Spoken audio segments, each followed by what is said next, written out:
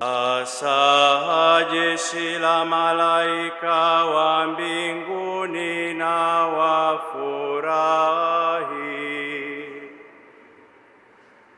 wafurahi watumishi wa Kimungu. Na panda ya wokovu ipigwe kutangaza ushindi wa mfalme mkuu. Kama umehudhuria katika misa ya usiku ya vigilia ya Pasaka, kuna matukio mbalimbali ya kiliturujia yanayotendeka na kufanyika. Kuna tukio moja ambalo linavutia sana na linatuzamisha katika tafakari nzito, si jingine ni huo wimbo ambao umeusikia ukiimbwa na shemasi ama kuhani, almaarufu kama mbiu ya Pasaka. Wimbo maarufu kama mbiu ya Pasaka ama exultati, tangazo la fumbo la Pasaka, almaarufu pia Preconium Pascale. Ni wimbo ambao wa kishairi unaimbwa wakati wa vigilia ya Pasaka ama kesha la Pasaka, ambalo mara nyingi linaangazia fumbo hili la Pasaka, yaani tangazo rasmi la furaha ya kutangaza ushindi wa Kristo dhidi ya dhambi na mauti. Na wimbo huu ama mbiu ya Pasaka haimbwi tu kwa lengo la kuimba kama nyimbo, bali linaimbwa likiwaalika malaika, dunia yote na kanisa kusherekea nuru mpya inayoletwa na ufufuko wa Bwana wetu Yesu Kristo.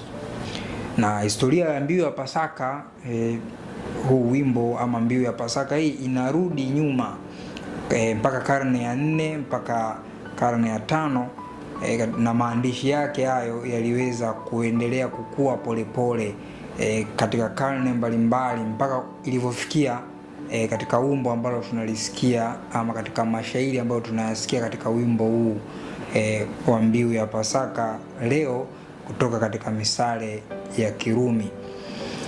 Asili yake ni mapokeo ya kanisa, hatua kwa hatua uliweza kukua na kuweza kutumika mpaka katika maadhimisho hasa ya usiku wa Pasaka, ili kuashiria sasa ili fumbo la Pasaka, ufufuko wa Kristo, ni mwisho wa giza na mwanzo wa nuru ya wokovu.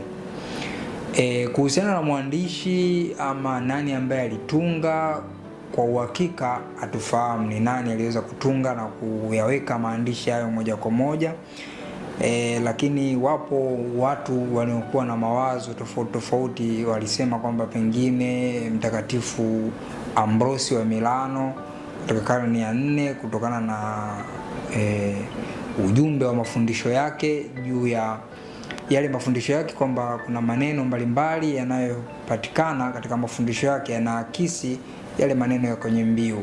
Wengine Mtakatifu Agustino wa Hippo, na hata wengine wanajaribu kudai kwamba ni Mtakatifu Jerome, lakini kwa ushahidi hakuna uthibitisho wa moja kwa moja kwamba fulani ndiye aliyetunga, fulani ndiye mwandishi mmoja wa wimbo huu ama mbiu ya Pasaka. Na maandishi yanayofanana au tunayoyasikia katika mbiu hii yanapatikana au yalipatikana katika maandishi ya kanuni za misa mbalimbali. Kanuni ya misa ya Bobbio ya karne ya 7, lakini pia katika kanuni ya misa ya Gothic ama almaarufu Gothicum ya karne ya 8. Yamechukuliwa kuwa yalitokea katika mila ama tamaduni za kanisa la mwanzo, na yalichanganywa na kurekebishwa kwa karne nyingi, hasa katika maeneo ya Italia, yani Italia kaskazini, na maeneo ya Gaul ama Ufaransa na kadhalika na kadhalika. Kwa kifupi tunaweza kusema si kazi ya mtu mmoja, bali ni urithi wa pamoja wa kanisa la zamani ulioboreshwa na kuhifadhiwa hadi leo. Ni wimbo mzuri ambao kimpata shemasi ama kuhani akawa anaimba vizuri ile mbiu, na waga wanasema mbiu inapigwa. Kwa hiyo mbiu inapopigwa inatuletea hiyo hali ya furaha, wito mkubwa wa furaha, na sio tu furaha bali furaha kuu ya wokovu, kwamba sasa jeshi la malaika wa mbinguni na yafurahi mambo ya mbinguni, na mbiu ya wokovu ipigwe kutangaza ushindi wa mfalme mkubwa. Katika hayo maneno ya mwanzo tunaona malaika wanaalikwa, nguvu zote za mbinguni zinaalikwa kusherehekea ushindi wa huyo mfalme ambaye ni Kristo. Si furaha ya kawaida, ni furaha inayotokana na ushindi wa Kristo, ambapo tarumbeta ya wokovu inapigwa, sauti kubwa inasikika. Lengo lake ni nini? Inatukumbusha kwamba ili tukio la ufufuko si tukio dogo, bali ni sherehe kubwa mbinguni na duniani, kwa maana inaleta kitu kipya katika historia ya mwanadamu. Kupitia hilo fumbo kubwa la Pasaka, mwanadamu anapata kuokolewa. Sehemu nyingine ya shairi ama sehemu ya mbiu hii inasema kuigeukia dunia yenyewe. Anasema, na dunia na ifurahi, kwani imemwagiwa nuru kubwa, giza limekwisha. Wimbo huu ama mbiu hii inatuelekeza kwamba Kristo aliye mwanga, Kristo aliye nuru ya ufufuko. Na hata ukiangalia katika adhimisho hilo kunakuwa na mshumaa wa Pasaka kuwakilisha Kristo aliye mwanga dhidi ya dhambi. Na adhimisho hilo la Pasaka, kesha la Pasaka, huanza katika hali fulani ya giza, na mwanga ule wa Kristo hatua kwa hatua, mlangoni, katikati ya kanisa na mbele ya altare. Shemasi ama kuhani anapaza sauti, mwanga wa Kristo, Kristo aliye nuru. Katika fumbo kubwa hili la Pasaka anatuletea mwanzo mpya, katika giza la dhambi. Na sehemu inayofuata inasherekea kanisa kama mama kanisa, na kanisa lifurahi likiwa limevaa nuru ya utukufu wake. Hapa kanisa linaitwa kusherekea kama mama anayefurahia mwana wake aliyefufuka. Natukumbusha kwamba sisi sote kama waamini tunashiriki katika furaha hii. Sisi kama kanisa tunashiriki katika furaha kubwa ya ufumbo la ufufuko. Ni sauti za sifa za watu wote wanaalikwa kusherekea na kufurahia fumbo kubwa hili la ufufuko. Hivyo natuunganisha sisi sote, watu wa kabila, lugha, jamaa mbalimbali. Ni sherehe moja kubwa inayofunika sherehe zingine zote. Basi ndugu zangu wapendwa sana, mnaosimama hapa katika nuru kubwa ya mwanga huu mtakatifu,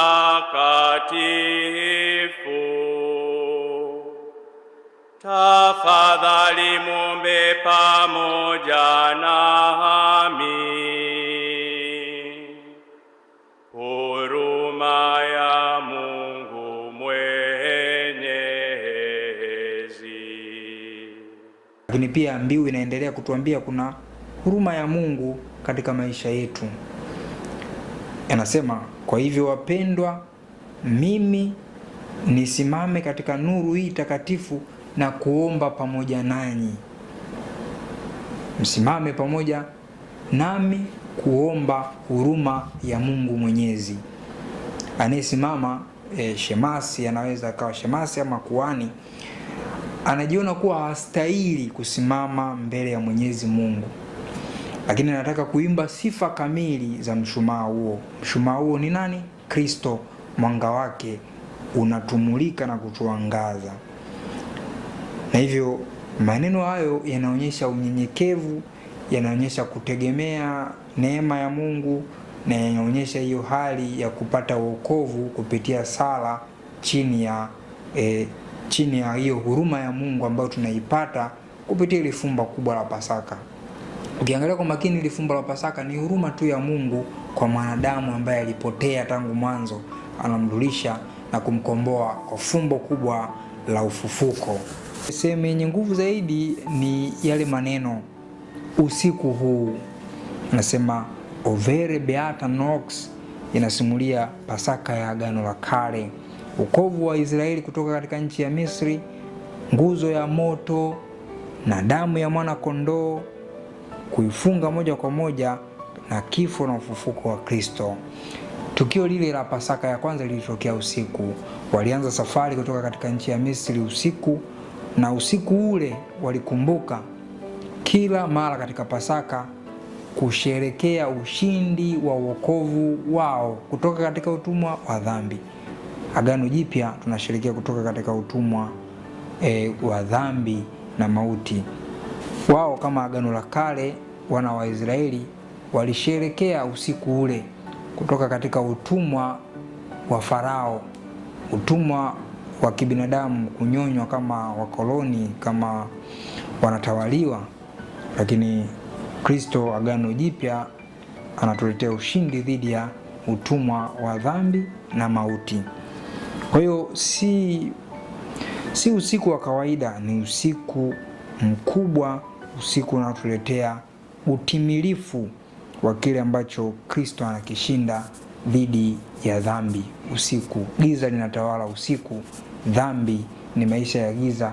Kristo aliye nuru anaposhinda kifo, anatuletea maisha mapya katika nuru na mwanga wa maisha ya kiroho.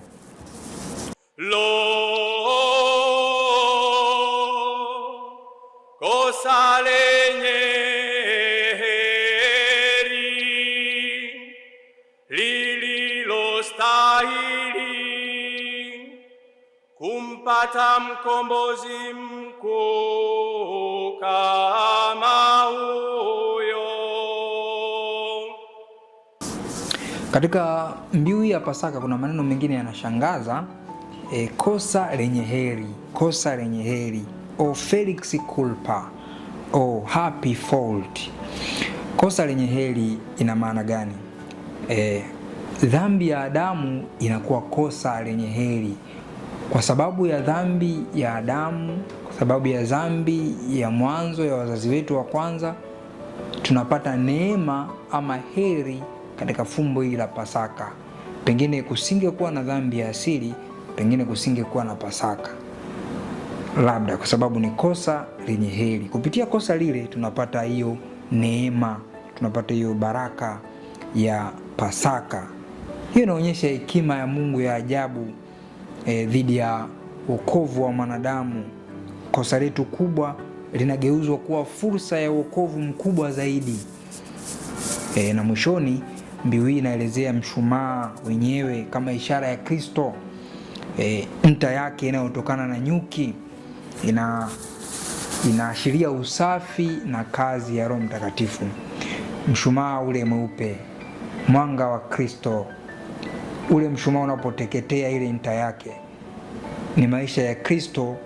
Amekufa kwa ajili ya kutuletea mwanga katika fumbo la Pasaka, ufufuko wake.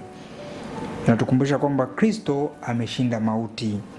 Hivyo hatupaswi kuishi tena katika maisha ya kaburi la dhambi.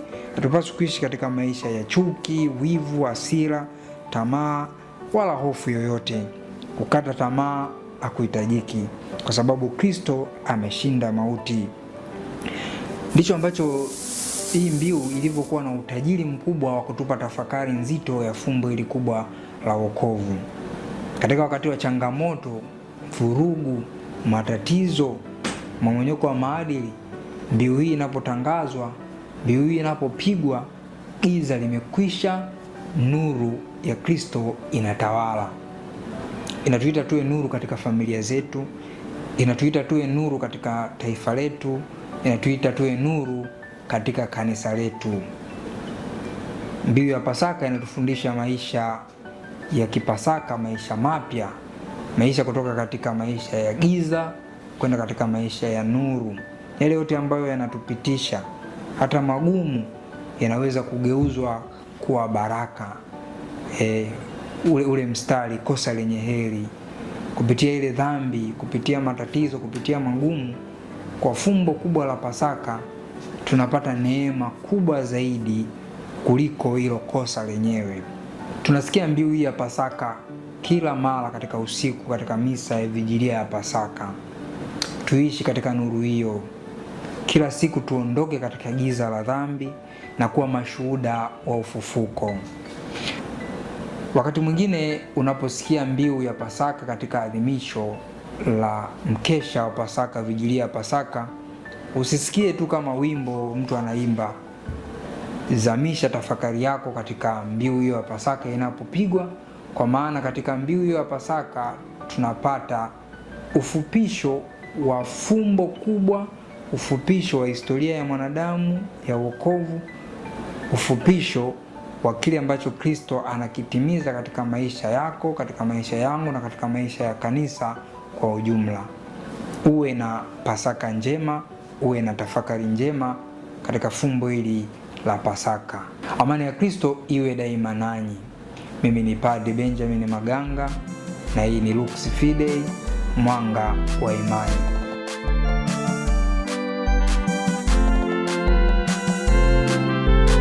Bwana amefufuka.